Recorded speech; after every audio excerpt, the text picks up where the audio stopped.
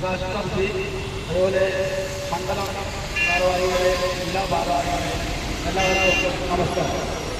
നമ്മളിന്നിവിടെ BJPയുടെ വിജയങ്ങളിൽ സംഘടിപ്പിക്കുന്ന ജനകീയ കൂട്ടായ്മയാണ് ഇവിടെ നടക്കുന്നത്. 35 വർഷമായി നമ്മുടെ പുതിയാപ്പ പാവനാട് റോഡ് വന്നിട്ട് ഇന്നേക്ക് 35 വർഷം തികയാണ്. ഇതിൽ 8 വർഷമായി കേന്ദ്രത്തിന്റെ മേൽപ്പാലത്തിന്റെ പണി കഴിഞ്ഞിട്ട്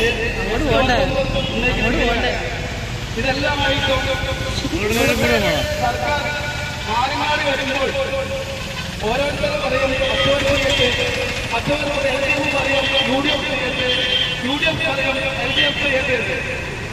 പക്ഷേ ഈ മാറി മാറി ഭരിക്കാതെ തന്നെ ഈ സർക്കാരിന് 10 കൊല്ലം തികച്ച് കിട്ടിയിട്ടും ഈ പുതിയാപ്പ പാവക്കാട് മേൽപ്പാലം ഇന്നും യാഥാർത്ഥ്യമാക്കാതെ കിടക്കുകയാണ്. നമ്മുടെ ഈ കഷ്ടതയ്ക്ക് ഒരു അതിരുണ്ടാക്കാനാണ് എനിക്കിവിടെ പറയാനുള്ളത്. പിന്നെ അവിടെ നിന്നും പാവക്കാട് ഭാഗത്തേക്ക് നമ്മുടെ കുട്ടികൾ 2 ലൈനോളം മുൻകൂറാണ് വരുന്നത്.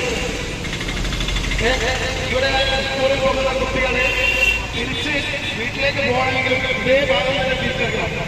നിരവധി അപകടങ്ങൾ ഈ ഭാഗത്തിൽ ഉണ്ടായിട്ടുണ്ട്.